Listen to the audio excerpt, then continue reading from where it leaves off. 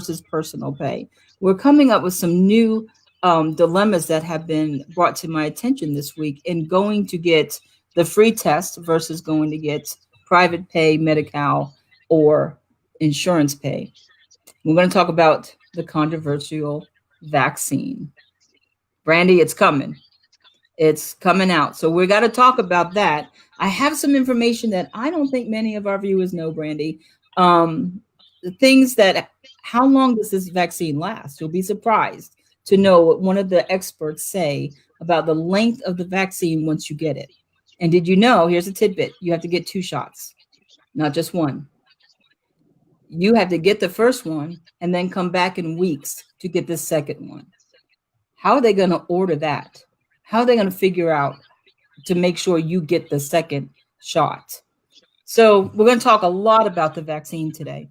And then if we can get to it, we're going to talk about Biden and Trump as far as COVID goes. Are people waiting and holding their breath that Biden comes in January and does some overhaul? Because I'm telling you what, between now and the time he's sworn in, that's a long time. Okay. And every night we're getting new restrictions put on our life. People are losing their businesses every day. Do you know, Brandy, 110,000 restaurants closed for good since COVID started. Now that's 110,000 family-owned businesses, because most of them are, listen, the corporate businesses, they're not closing. So they're the mom and pops. That is those families that the owner's family that has no income now. But you're also talking about every staff member and their family that has no income. So you're talking 110,000 establishments. How many people is that now have no income?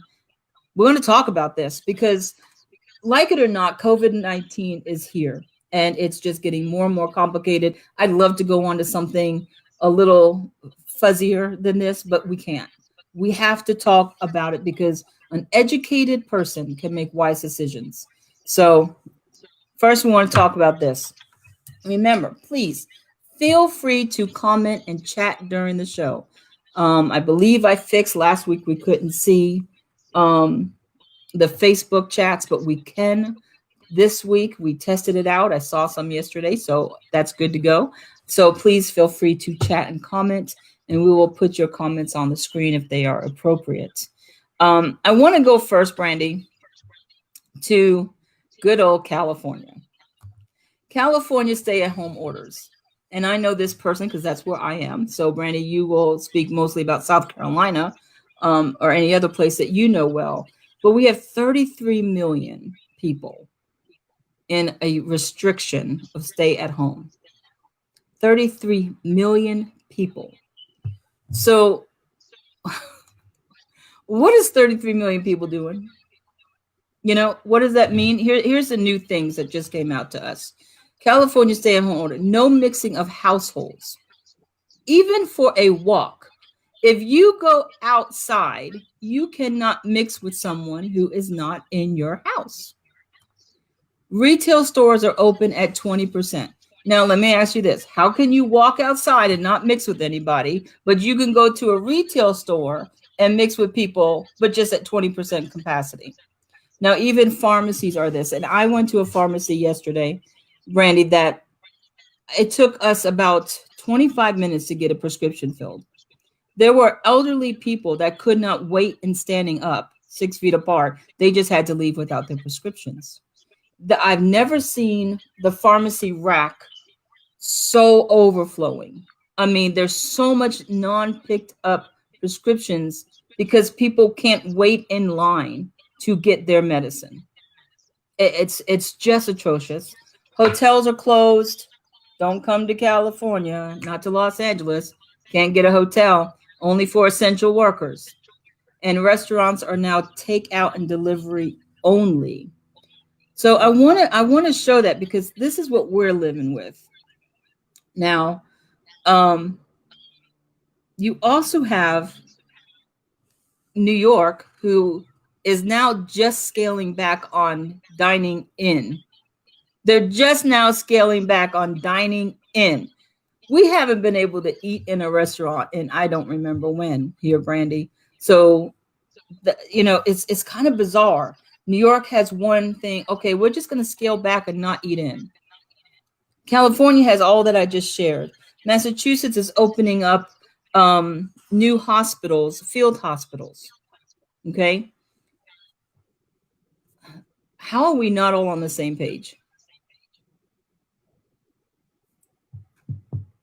It doesn't make sense. It doesn't make sense that one state gets to do one thing and another. But is it based off of the fact that a lot of California is contact related, beaches and outside pleasantries, where a lot of the colder states we don't have that luxury, so we're already kind of in the house, we're not walking around outside, we're not downtown, we're not doing those outdoor activities. But then I would think Florida would be on the line of California because they are You would think. still able to. So that was my logic at first, was maybe because it was a more warmer state where people are outside and touching and doing all the feel good pleasantries that we did over the summer, where we're already cold. You see, I got my long sleeve sweatshirt on already.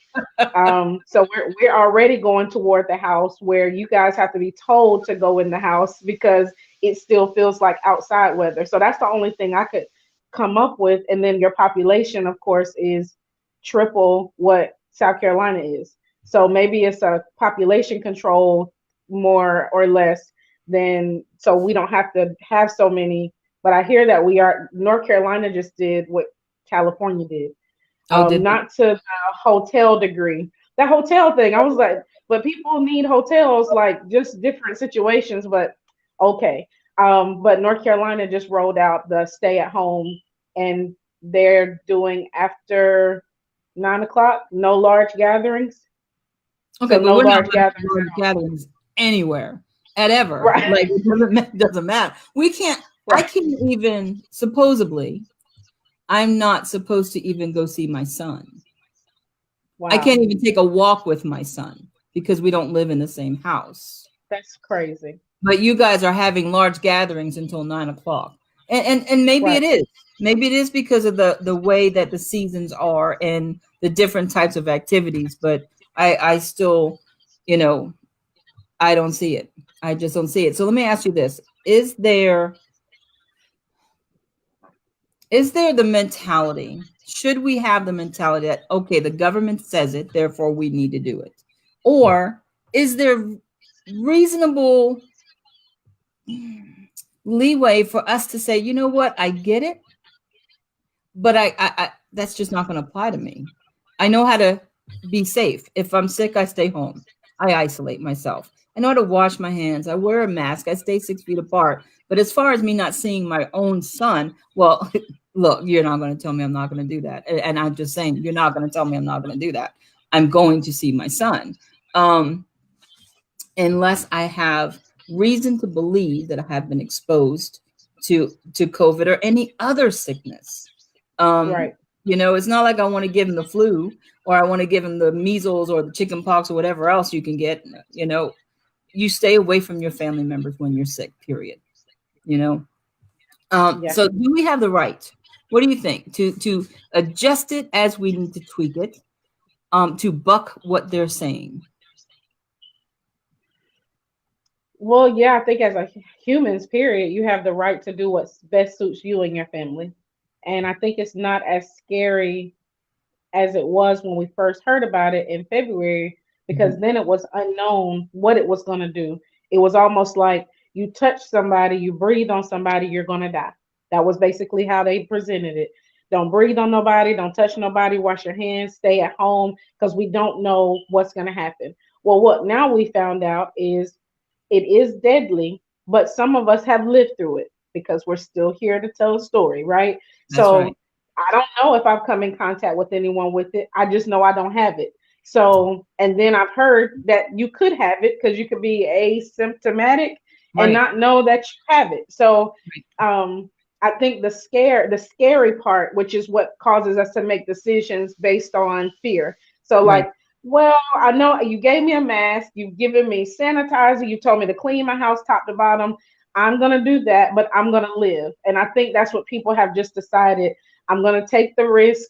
I'm gonna go have fun. I'm gonna do something that doesn't drive me bananas, and and within the confounds, I think we trust our government to a degree, Mhm. to tell us something that will point us in the right direction. Right. I To give do us feel like informed information so we can make the right, right choice, you know. correct. And in saying that, I want to show a quote or an article from it came from KTLA, but this is also from NBC. And this is the Riverside Sheriff, Chad Bianco. And here in California, the sheriffs are saying we're not doing this. We're just not going to enforce what Newsom is saying. And he says this. He says he has a governor that is do as I say, not as I do, and we all know what that's referring to. But he says here in the Hmm. second paragraph, the dictatorial attitude toward California residents while dining and luxury traveling, keeping his own business open, sending his kids to in-person private schools is very telling about his attitude toward California residents, his feelings about the virus, and it is extremely hypocritical. And he added that the sheriff's department wants all of the residents to do what they know to do to protect themselves, be responsible. But he goes on to say in the last paragraph that they're not going to dispatch calls to enforce stay at home or face covering or social rules. They're just not going to have the manpower to every time somebody wants to call, say, hey, my neighbor's not wearing a mask. They're not going to dispatch somebody for that. You know, and I think that's right because the thing is this number one, if we allow those who are hypersensitive, I'll use that, to call the cops and the cops gets dispatched and then the person gets in trouble, we are breeding that spy on your neighbor mentality. And we Yes. know how that has happened in the history of countries, that where the government says, hey, if you tell on your neighbor you'll get, you know, we don't want that to happen. We don't want to even start that from happening. But I like what he said, Sheriff Bianco, because what he said was this: it's not so much I'm not going to do it because you're not doing it. But he said it tells what he really thinks about the virus. If his business is open, is his children are going to in-person private schools. Let me tell you, the upper crust, politics, the those with money, the you know who we call superstars in America, if they thought or don't know something we don't know, I'll say that they would be isolating themselves so fast. They would be wearing Hmm. not only masks, but the whole entire PPE gear. There is no way that someone in power or wealthy is not doing more than what they're asking us to do if this virus is as threatening as they say it is. If that's the only mode to all of this reconstructural social norms. Do you agree with that? I do. I And absolutely. yeah, and we listen. COVID is real.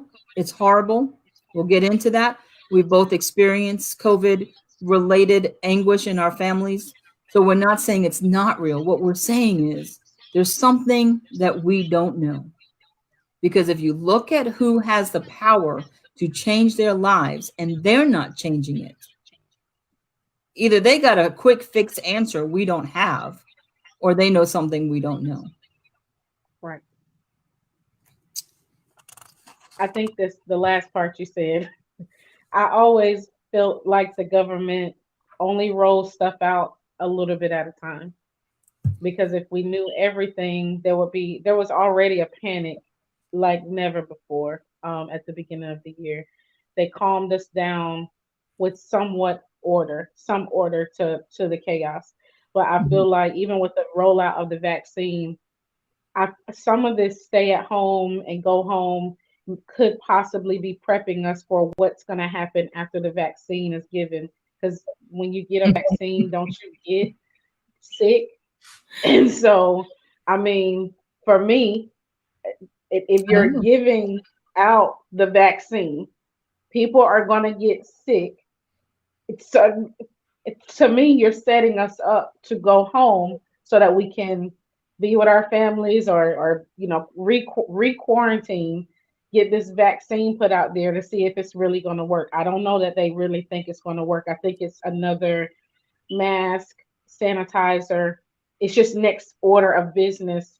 We'll give this vaccine so people can stop asking us for a solution.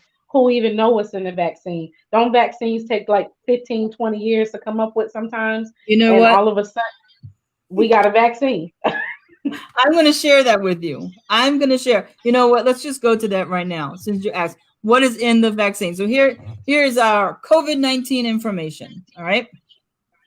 So first I want to read this to you. Let me find the vaccine. There it is. This is from Forbes. All right. And it says this.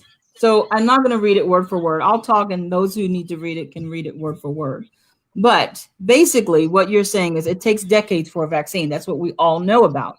Decades of trials. And the first set, people die. They get sick. They get illnesses. They get weird. I mean, things happen to their bodies that were unexpected. But this vaccine is a new technology. So Oh. traditional vaccines were made from dead or weakened versions of the infectious virus. So the virus is almost gone, it's almost dead, and it's weak. And so they have to figure out how to make it where your body will now start making antibodies with it, right? But Hmm. this vaccine in COVID-19 virus, they find the part that's called a spike. That is the part of the virus that makes it contagious, that infects the people.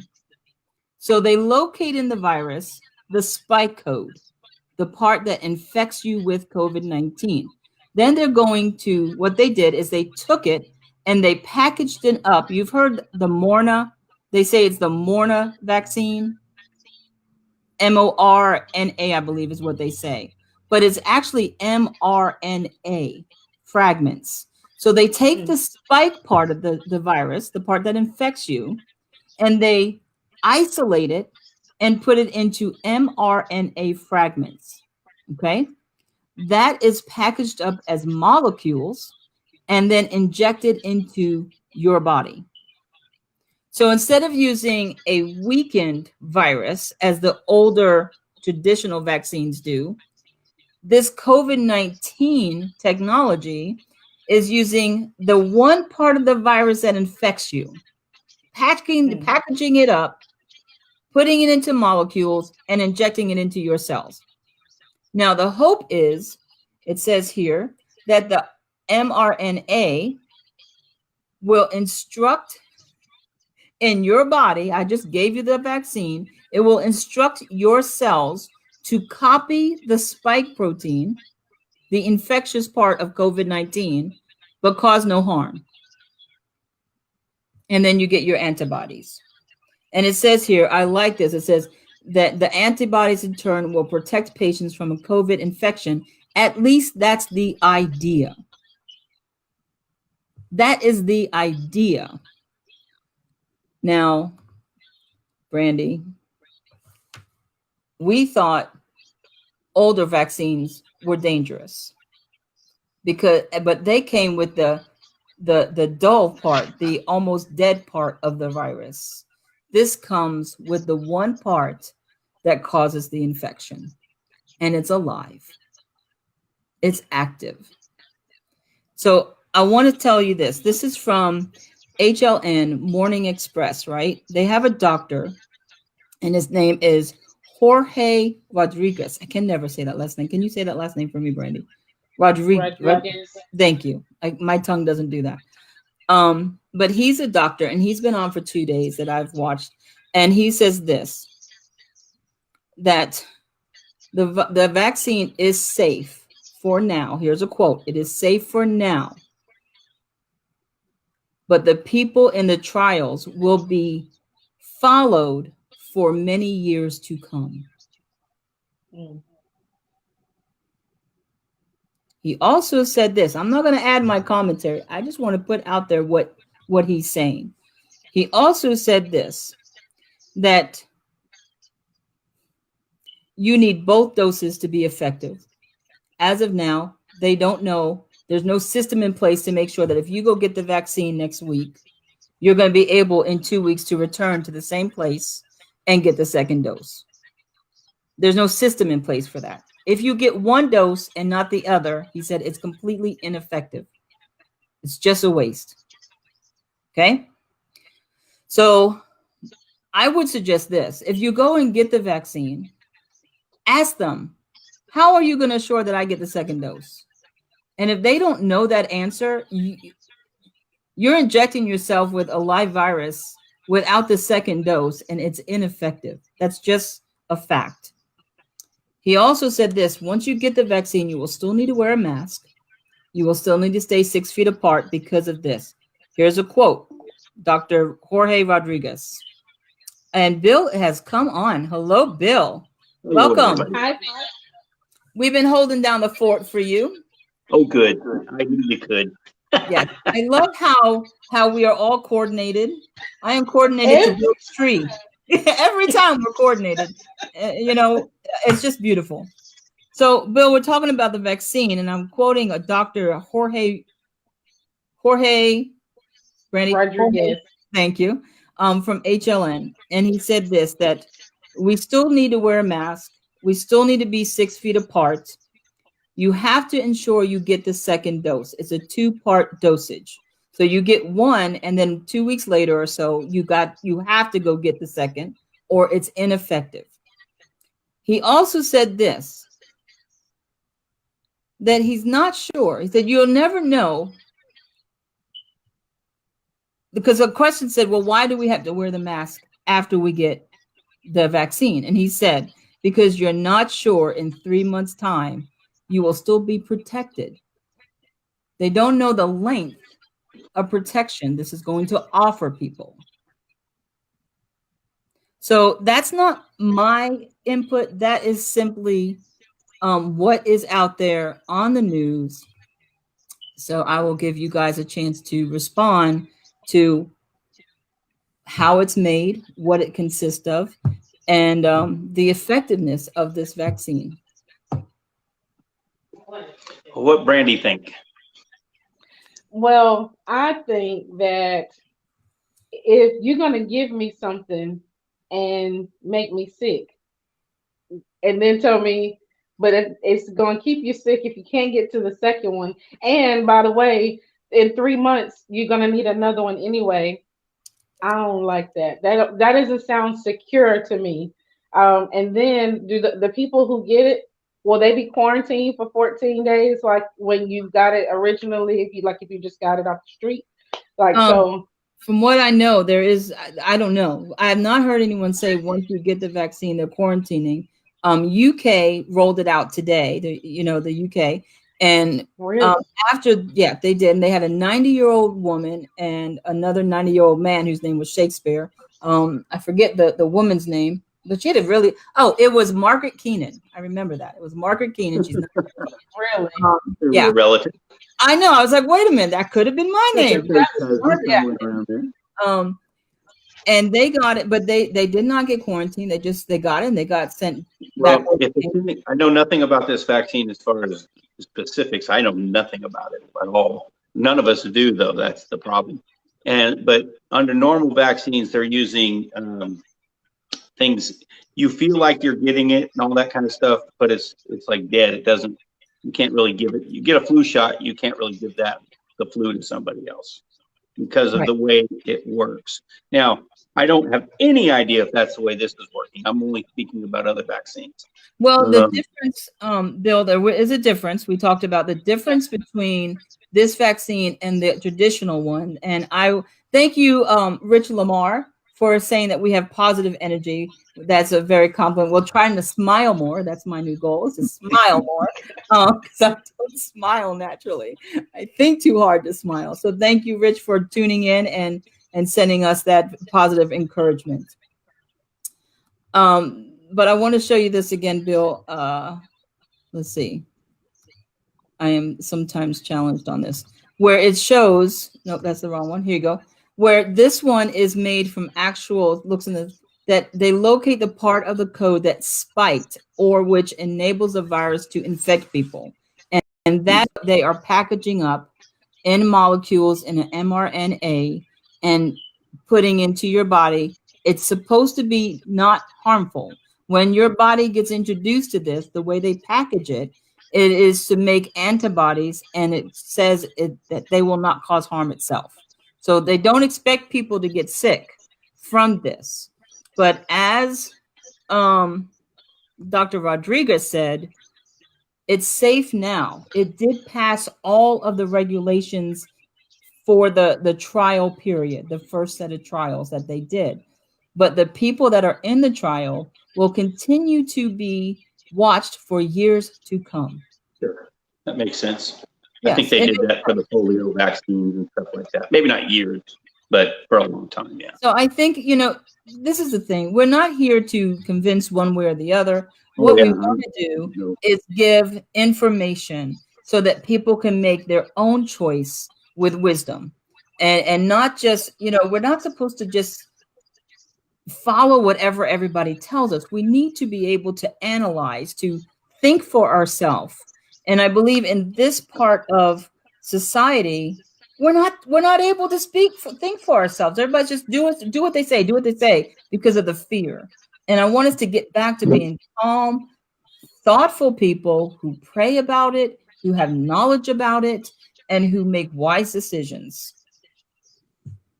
Yeah, I know that my biggest concern, I've brought it up on this show and then my Bible study and just personal relationships. I'm just amazed, not that this is harmful, because I don't really necessarily think it is or anything, but I'm amazed at the compliance of everybody, from the news media to every person. If you're a star and you're in the movies or you're on a sports team and you mention that you're concerned about this, you're pretty much destroyed right now in the social media. And there was a couple of girls I read that one was in the Black Panther movie, and she just said, "Hey, are we sure about this?" And she's taking that all down because, man, she got destroyed. Like, I'm sure behind the scenes, like, you're not getting another movie if you keep this up. I actually had that on to speak about, because you're right. She simply said, "Be sure what you put into your body." Yeah, which seems reasonable to me. Why is that a crime? They actually said that she lost all her social media. She lost the right to speak publicly for giving misinformation to the public. It's not misinformation to say, "Are you sure about this?" She didn't say, "I have knowledge that this is not good," because that would be misinformation if she didn't have that knowledge. It isn't misinformation to say, I haven't been convinced, especially whenever the people that are trying to convince me say, "Well, it may not work. You may get sick. You may have to do it again in 3 months. It may not work for this. You still have to wear masks and stay 6 feet apart, but you got to get the vaccine." Now, I'm not saying that that's a bad thing to get the vaccine, because that's actually not the way I feel. But, well, put it in something other than that. I'm going to sell a car. I own Bill's Motor Company, and I'm selling a car, and I say, "Well, I'm going to charge you a lot of money for this car, and it won't run as long as a Ford or a Chevy, and you'll rust. Really good possibility of rust. And you're going to pay a little more for it than that. So come on down and buy my car." Who's going to come down and buy that car? Nobody. Not one person is going to show up on my lot and buy my inferior product for more money. Now, I'm not saying this is an inferior product. What I'm saying is if you're trying to sell something to the public, it may not be it just seems an odd way of saying it. This may not work, and you might have to do it again, and you still got to wear the mask, and you still have to stay 6 feet apart. Well, what's the difference? Right. Then why do I have to get it if it's going to make no difference in my life? And that's all. We're going to get to why, I think, one of the reasons. But listen, this virus, like we said many times on this show, it is killing people. It is devastating lives.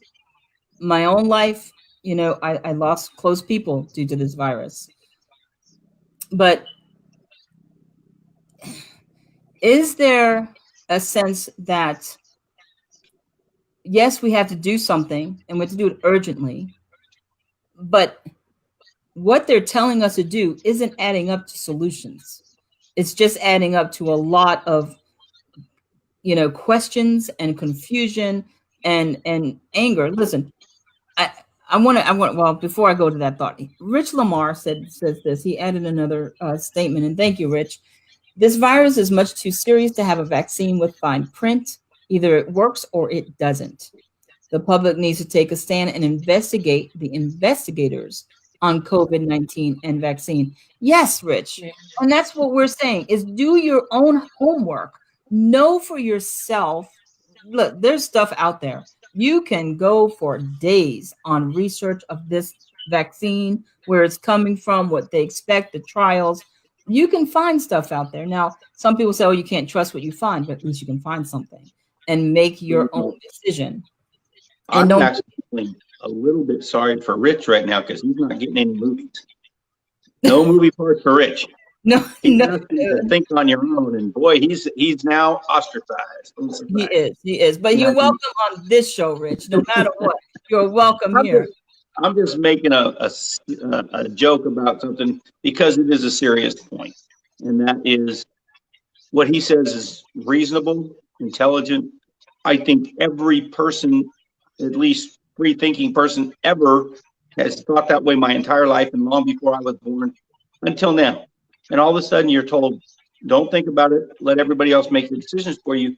That has not been the Western mindset. It has not been for hundreds of years. Then no, you make your own decisions, and we've been getting better at it, like giving more decision making to the individual for hundreds of years, every step until the 21st century.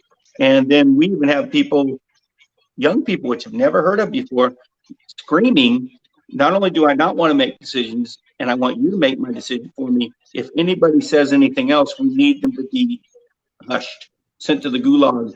I mean, you can't, we don't want to make our decisions, you make them for us. And we demand that. There's a gentleman in Staten Island, and Where? to me, in Staten Island, there's a gentleman that owns a bar. This came off of Shepard Smith Fox News. And he owns a bar called Max Public House. Max Public House. He defies the restrictions of closing in the bar. What do you call inside establishment services? They fine him $1,000 a day. Okay. Now the owner, Keith I can't speak today. Keith McCallany. I'm so sorry for butchering your name. He said this. He said, I have a fiance. He's an older gentleman. He has a fiance. He has a family. Without this bar, he can't pay bills. He will lose the roof over his head. He can't provide for his family. So it's his choice. And you know what? It's a choice to those who want to go into that establishment to say, I'm willing to take the risk. And I guess he's I'm not from Staten Island, but he seems to have been a foundational establishment because people came out by the numbers to support him, to make sure he got that $1,000 fee every day paid plus more. But that's not good enough. They want to close the bar now. So even when they say, hey, if you do it, we'll fine you. Okay, fine, I'll take the fine. They're not allowing that either. And when do we have in this society, do we have the right to say, I choose to go into that bar, I choose to keep my bar open? Because this is a thing that people will argue. If Brandy chooses to go into an establishment, any establishment, into a hair salon, okay, because they're closed here in California too, as you know, a hair salon. I don't know Brandy went into that hair salon, but then I go and meet with Brandy. That's the argument. I'm going to be affected or possibly infected because Brandy chose to go somewhere I didn't know about. So that's the argument for that. But I'm not certain that you have the constitutional right to do this because we have the right of assembly. And That's not just because we want to talk against the government, which we have that right,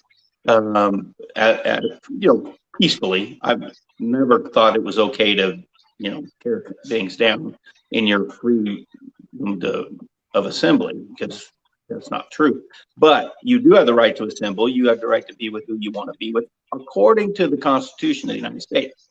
I don't believe that anybody has the constitutional right to stop that without declaring some sort of martial law. Now, there is things in place saying in cases of emergency, and people will say, well, this is an emergency. I understand that. But it's not been declared that, and it's not a martial law situation. So short of that, you cannot suspend the Constitution of the United States. So I know it's a lawyerish, point, but laws are meant for a reason. And if you can just willy-nilly, as maybe my grandmother would have said, ignore them, then where does that stop and where does that start? Well, the law says that you can't punch somebody in the nose. But in your case, I think we'll let you have it because you hit somebody that didn't have a mask on. And we don't like that, so why don't you just stab them? I mean, law said you can't stab people, but in this case, we're going to make an exception. That's an extreme point that isn't happening, but it's just to make a point. The law does matter. They were passed by people that were elected, and that is important. Not a governor saying, I'm going to make this a demand. And that's in any state. So this is a very tricky thing, because once you give any people, government, your rights, the history of mankind has not been too keen on them giving them back. That is very true. So I know that you're saying, and people out there saying, yeah, but we can't all die of COVID. Yeah, I agree with that. But I don't see any balance on do what I say, no matter what the law says, no matter what the Constitution says. I don't care what the Constitution says. You do what I say. I'm the governor or the mayor, or anything. What was the cop? I'm a cop. I can't say, I don't like what you're doing.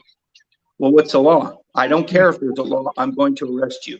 Well, can you tell me a law I've broken? Nope, I can't. And I don't like you, so I'm going to arrest you. I can't do that. Right. They don't have that authority. And so anyway, that's my 2 cents on that. And we did bring up, at least here in California, in Riverside, the sheriff Bianco, who said, look, we're not enforcing this. We're just not enforcing this. Do you realize, I don't know if you realize this, but the National Restaurant Organization, that's not the right name, I know that, but they came out and said 110,000 restaurants have closed down because of this. Completely closed for good. They're not going to reopen the doors. That's a problem. This is the thing.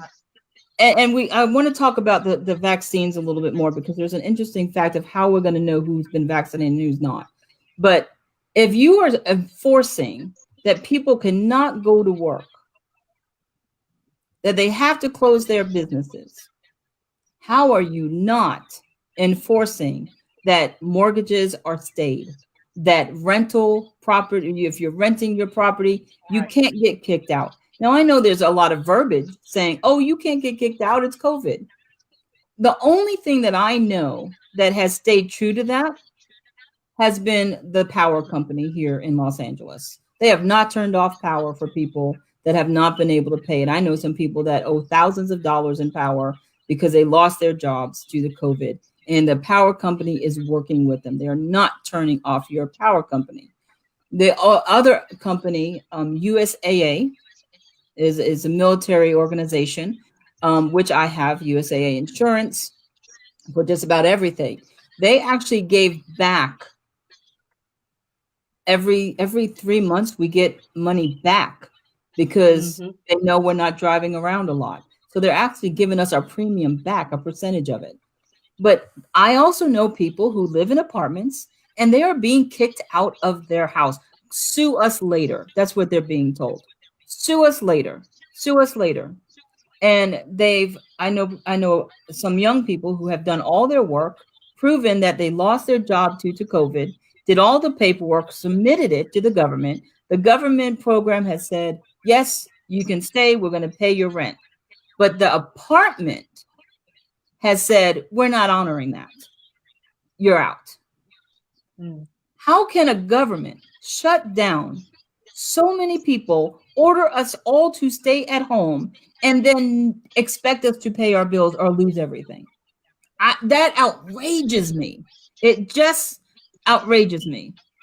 Yeah, but here's the problem now. If you own 2 rentals, 3 rentals, and you have a mortgage payment on those rentals of say $2,000 a month apiece, but you were getting $1,800 a month in rent, you were losing $200 a month, but you were gaining it in an equity eventually, because that's the way most landlords Right. aren't rich. They're making that mortgage payment with your rent, Right. and then adding a little bit to it. That's how most people, not everybody, but most.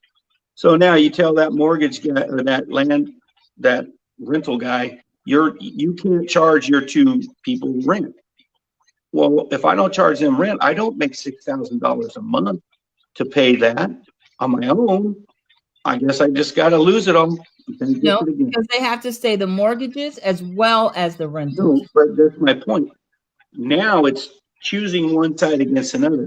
And yet you can't actually say there's not enough money in the system to say, we'll pay your rent, we'll pay your mortgage, we'll keep your business open, we'll do this, we'll do that.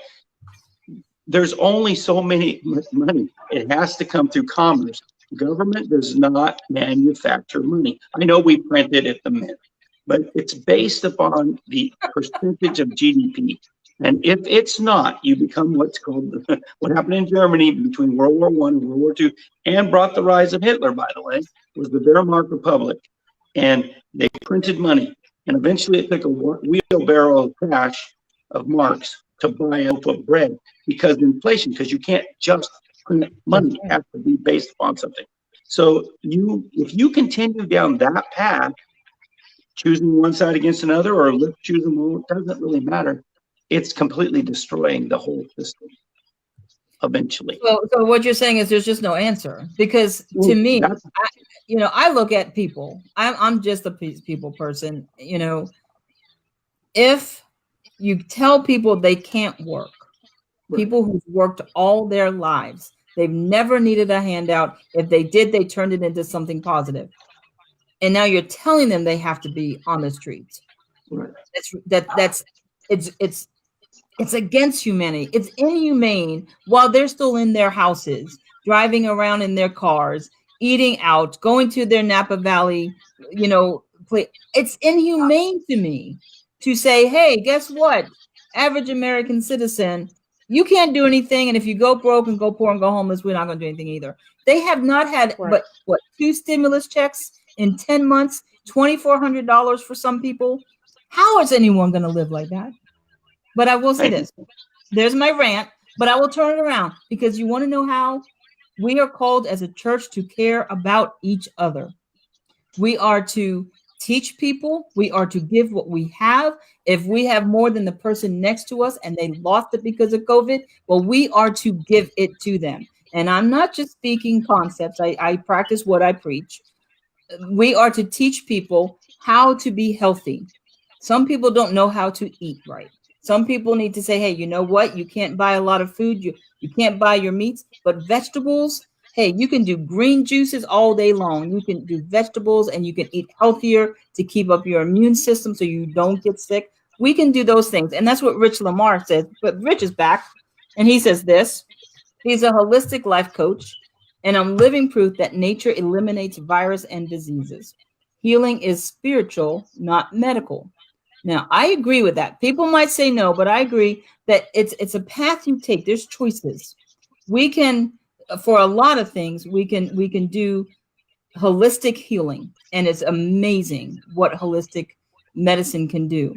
But sometimes we just, because we don't know or we don't have faith in it, and we're used to tradition, we go just a medical. I believe more holistic and medicine works together to provide a complete package on a lot of the most serious illnesses.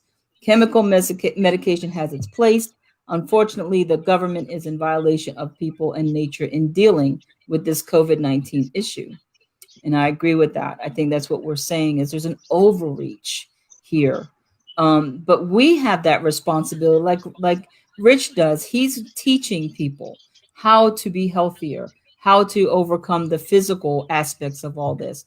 And I think that that's positive, something that we can all do to help people next to us. Last words before I want to get to something very important called the vaccine passport or the health passport. Interesting. But any other comments on this before I get to that? I didn't hear, maybe Brandy said it already, but I would like to know, like you and I are California people, and we're used to this dictates right now from our government that aren't really, it is the rich guy living in the mansion telling people you can't go to work. And I'm really sorry about that. And he's really good at looking at the camera and looking sorry. But he's still saying, I don't really care if you can't make it mortgage. But don't worry about me because I am very wealthy. So that's what he's saying. Brandy, Yes. what is happening in South Carolina? Really nothing different. We haven't went on any major lockdowns or anything like that. We're leaning towards that. I was telling in North Carolina, South Carolina, they're going back and forth whether we should have a curfew again. That's really the only difference with the large gatherings and things like that. But I was mentioning before, I felt like because California is a people state, you know, you go outside, you're at the beach, you know, stuff like that. We're already in the house.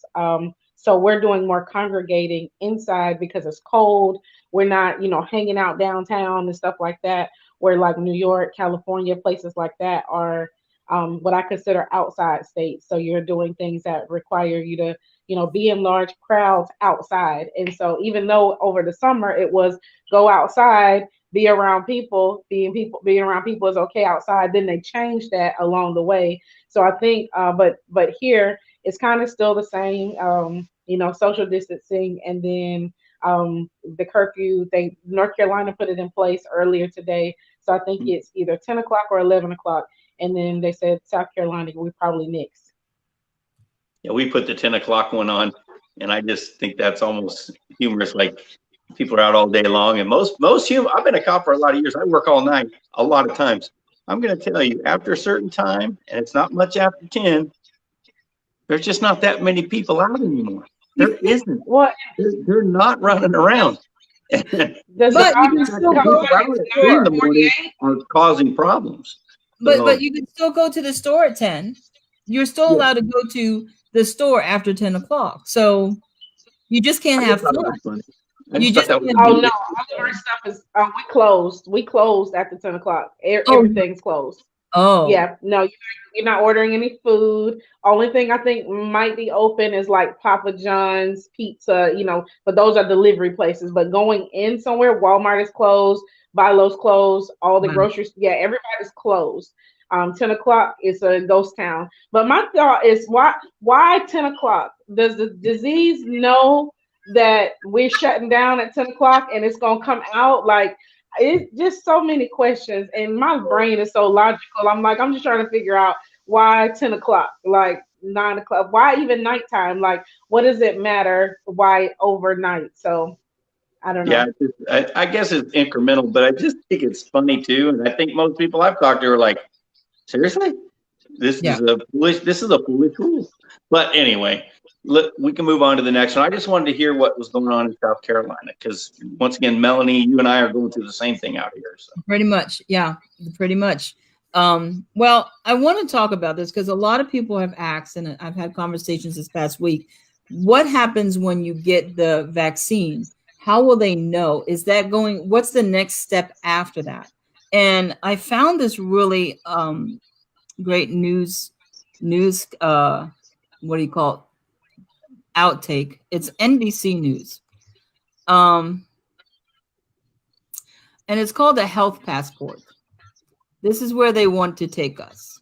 All right. Let me take this off and show you a couple of things. They said that IBM and a company called Clear is working on an app.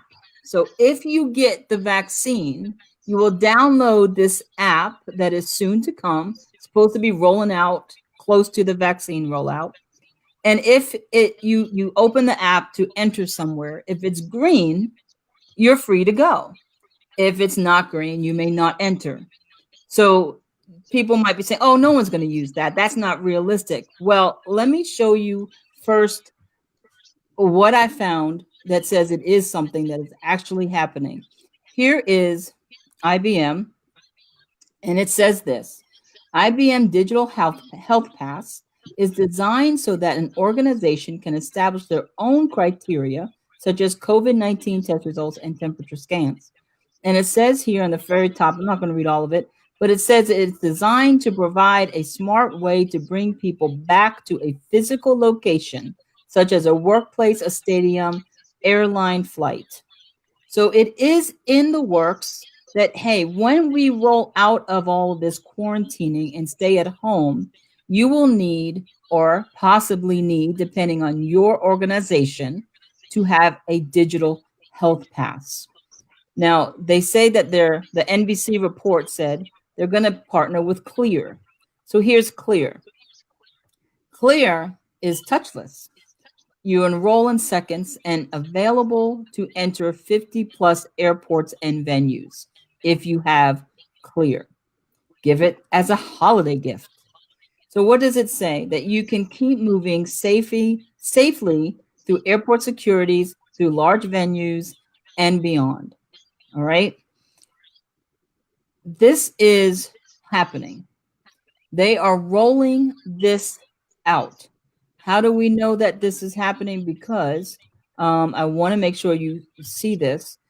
You have Larry Friedman, who's the LA Football Club president, who said that they are going to use this app for any stadium function in Los Angeles. Period. It's going to happen. If you come in, you will need to show them that you're green. You will need to, if you don't show them you're green, you're not getting into any arena, sports, or any other activity. Ticketmaster has come out and said that they most probably will require some kind of health passport to purchase tickets to large events after the quarantining stay at home is lifted. So this is happening. Vaccines are a choice, but they are already implementing and designing apps to say, hey, you chose right, you can get in. You chose wrong, you may not enter. You are still under stay-at-home order. So how does that work in America? Up until I saw these articles and I heard the NBC interview with Larry Friedman, I thought it was just conspiracy theory talking. Honestly, I was like, that's not going to happen this soon. But they're talking as soon as this lift is over and vaccines are rolled out, people will have a health passport. Those with it will have advantages that people without it do not have. What say you? Well, go ahead, Brandy. I saw you shaking your head a lot. Well, I It's think new, right? again, it's population control at its finest. Population control at its finest. I can make you think away if I take something away from you. And who, if I want to go to a concert and it's really, the one concert I wanted to go to, and I get to the door and you go, oh, you can't come in because you didn't get vaccinated, what am I going to do? I'm going to go get vaccinated so that I don't get Well, left out the next time. So I might not go to that concert, but I think it's again a way to force people into a decision that we really don't want to make. I don't want to have to decide whether I want to take a vaccine or not. I'm 40 and I literally haven't taken a vaccine since I was in elementary school. mhm. I didn't take the flu shot. I remain healthy. I rarely get sick in the wintertime unless it's a cold. I don't want to have to decide. I've never been overseas, and this was going to be the year that I went overseas. And now I find out I got to get a vaccine so I can go overseas. So now I got to make some grand life decision that I wasn't prepared to make. And they're going to use fun things to help us make those decisions. Going Yes. overseas, going to concerts, you go getting your favorite stores. All of that is to convince us. You want to do something, you give me something, I give you something. Well, you I give notice you your I want to say this. They're not talking about essential needs. Going to the grocery store. Right. They're not talking about essential needs. Because the thing is this, they have to roll that mentality slowly. If we get used to, like right now, we're used to what? Let me scan your forehead. You go into a place, it's natural now to scan your forehead. Yeah. Matter of fact, before now, I never let anyone scan my forehead. What? My temperature is my personal being. But now I go anywhere and they're, oh yeah, okay. Hey, it's just the way it is. So then you're gonna say, hey, if you want to go have fun, health passport. But once we get used to that, hey, you want to go here, health passport. And then you get used to that. It's a little bit at a time. And Rich says this, and then Bill's gonna have a word to say. Rich says this, that health passports are much too related to Nazi Germany. Now, Ooh. a lot of people say, wow, that's a leap. Bill, you're the historian. I don't think it's that Well, much of a I'm leap. gonna I think go. we're going I'm in a gonna go. direction. I'm going to go in the future and not the past. Although I see what he's saying. You know, you see those old World War II movies. You'll have your papers. You know, Yes, that's exactly what it's like. Do you have your papers? Do you have your phone? You know? But this is the reality. I'm going to move forward, and I do not believe. And there are people who do. I just don't think this is the mark of the beast. Okay? But I'm going to say that my parents and grandparents wouldn't have accepted the mark of the beast just out of their own personal freedom. They'd have said, no, I'm rejecting it. You're not going to make me get a mark on my right hand or forehead in order to buy or sell anything. You're not going to let me do. I'm not going to let you make me do that. That's right. The World War II people. One's raised in the Depression and fought World War II. That mindset is gone. It's gone. It's no longer amongst the population. But I still think agree with that. I have that mindset. yeah, but I'm talking about as a culture, as a group. And so that's gone as the norm for the society. However, I don't believe we're to the point where the Antichrist, when he gets here, and he will, this is in the scriptures, it's going to happen, it's prophetic. And there's going to come a day where you have to have the mark of the beast on your right hand or forehead, or you won't be able to buy or sell anything, not just get into the game, but you're not going to be able to get milk or bread or eggs, okay? And that's going to happen. The Bible says it's going to happen. It's going to happen. So this is, in my opinion, conditioning toward that future. It's not just looking back to the past of what mankind's done to each other before, which has been horrendous. It's going to be worse at that time, according to Jesus, than any other time in history. And this is conditioning people to not just do it, but to kind of scream for it. Ask the government to do it for them. Say, you need to do this for us. We need to be safe at all costs. This will help us be safe. It's the opposite of what the founders did, like Patrick Henry, when I quoted it last two weeks ago. And, are these things so precious that, I would give up my freedoms for them? Is life so precious and all that stuff? And no. As for me, give me liberty or give me death. And that was Patrick Henry's speech to the House of Burgesses in 1775. And that was like, wow, this is great. Up until probably recently, where we're going, well, that's a nice speech, but I think I'd rather be safe. I'd rather be safe than free.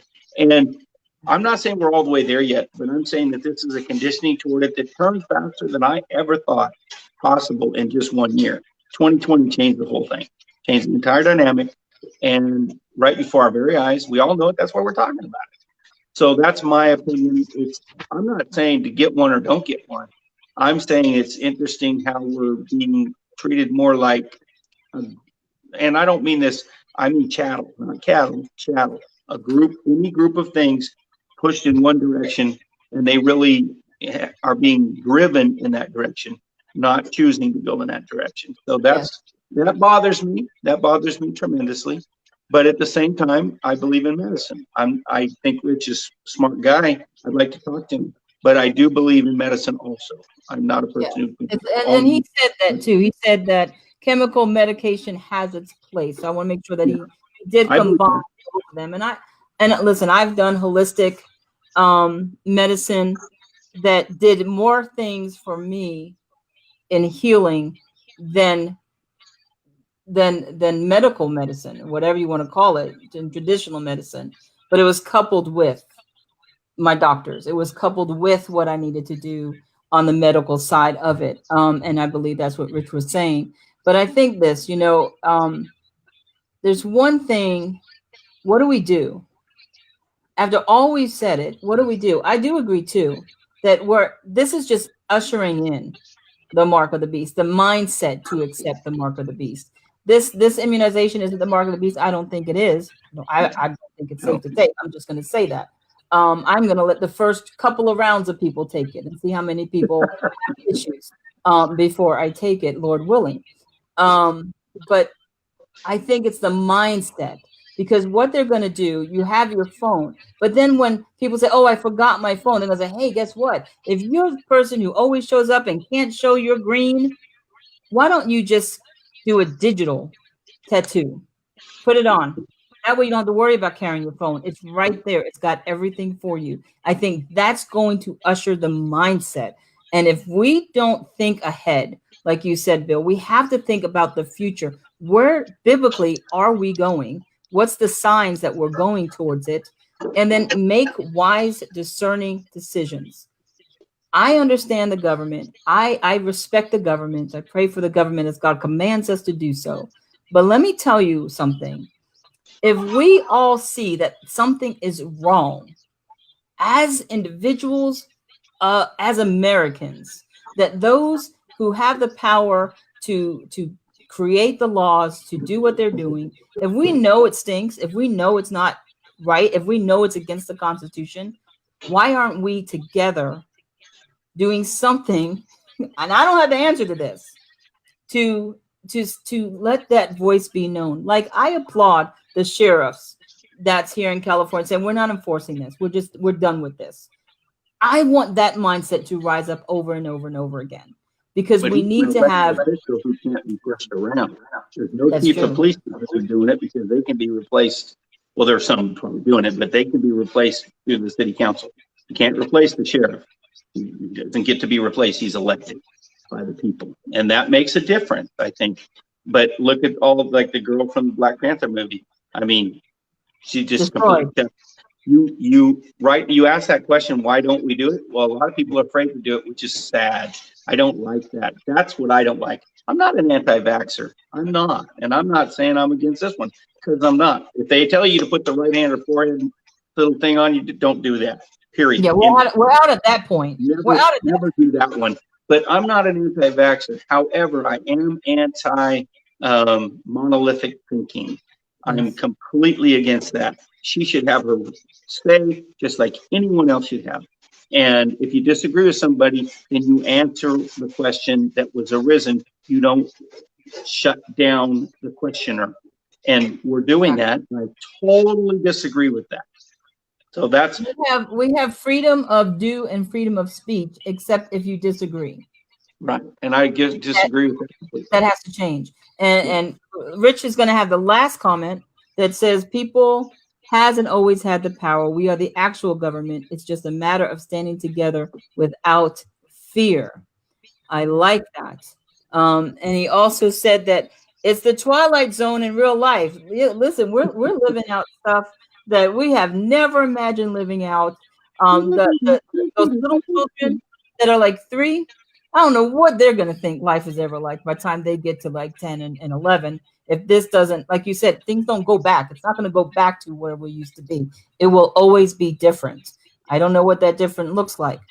But again, I just want to reiterate this. We are our brother's keeper.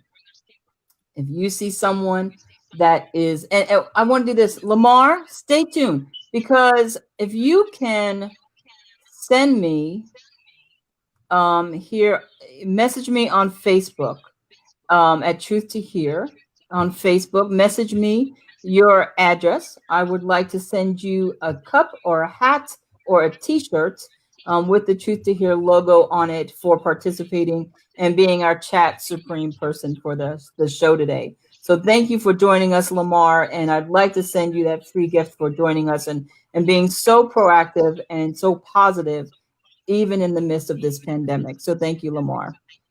And here at Truth to Hear, like I said, I put my feet before I speak. I try to anyway. we have a new ministry I want to tell you guys about. It is called Truth Unbound, taking the word to those in need. And what we are doing is we are going out